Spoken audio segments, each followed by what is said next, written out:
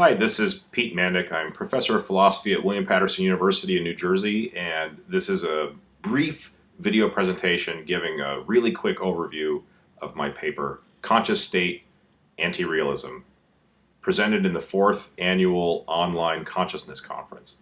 So the basic thing that I'm arguing for is a kind of anti-realism about conscious states.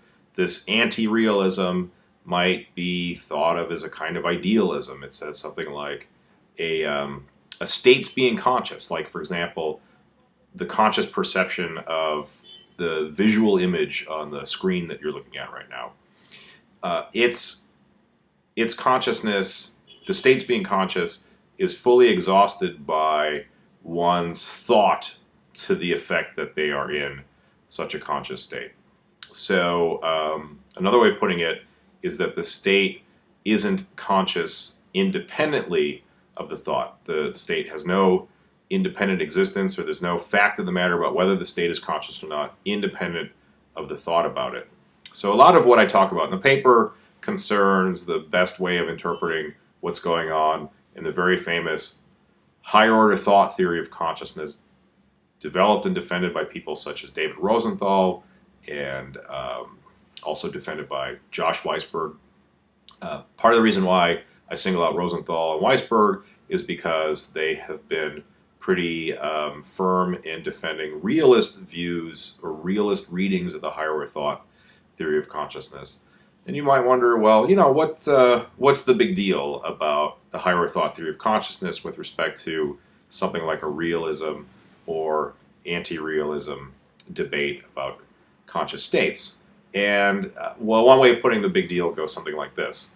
If you think about what happens in cases in which higher order thoughts are false, so one has a higher order thought to the effect that one is in a first order state that in actuality one is not, what's going on there consciousness-wise? And one very plausible thing to say about what's going on there consciousness-wise is what it's like to be you is, well, whatever the higher order thought says. So if the higher order thought says you saw some circles move, where the reality of the situation with respect to your first order mental states is that there were no first order representations of circles moving, then what it's like to be you is as if you consciously saw some circles moving. So the higher order thought fully determines the content of your consciousness. It fully determines what is going on with respect to you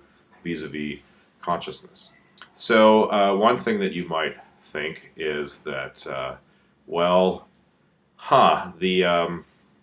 the conscious states don't really have any independent existence. They don't have any existence independent of the thoughts about them. They don't have any status qua conscious independent of certain thoughts about them. And so that would seem to support a kind of anti-realism about conscious states. But another thing that you might think about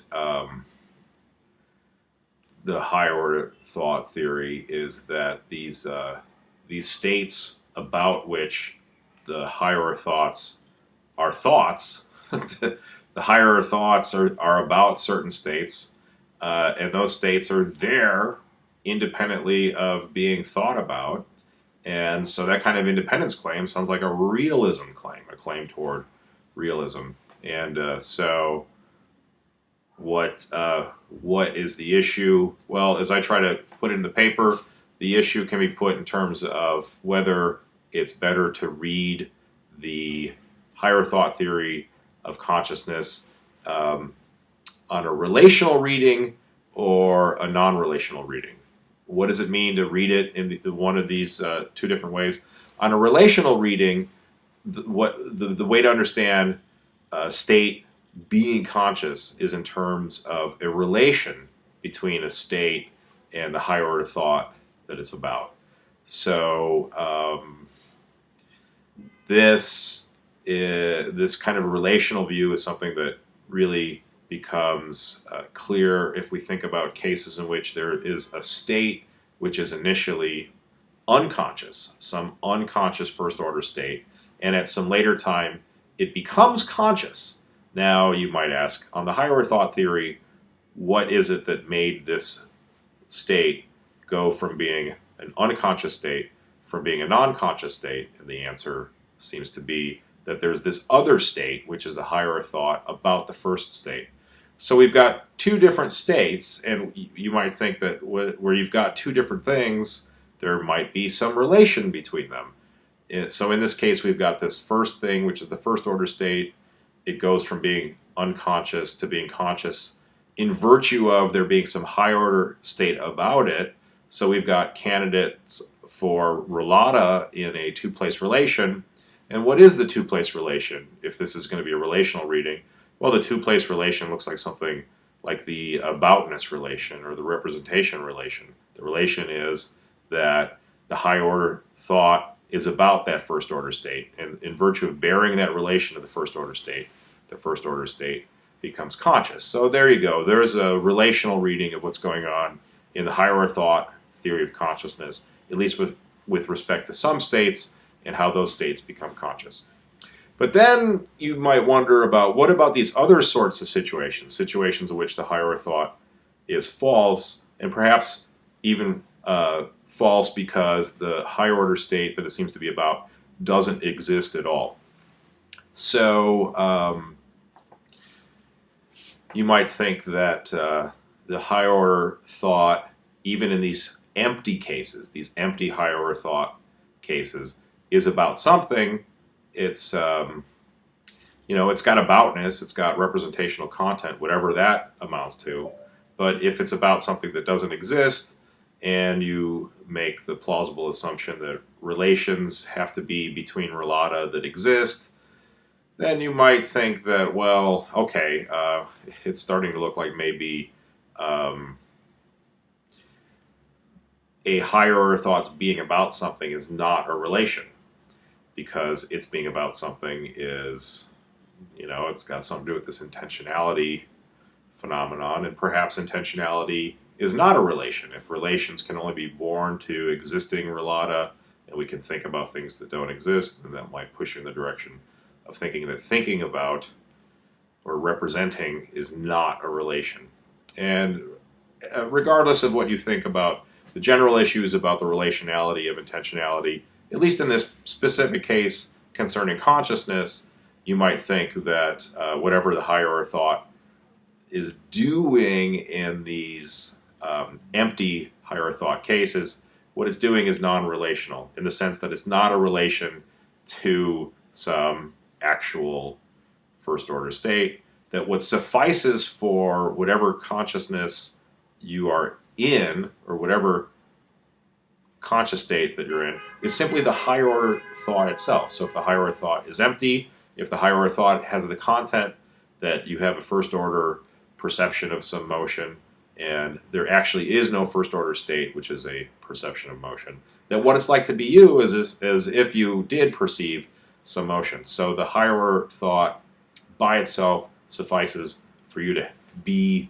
conscious, and why not just say you therefore are in a conscious state in virtue of the higher order thought.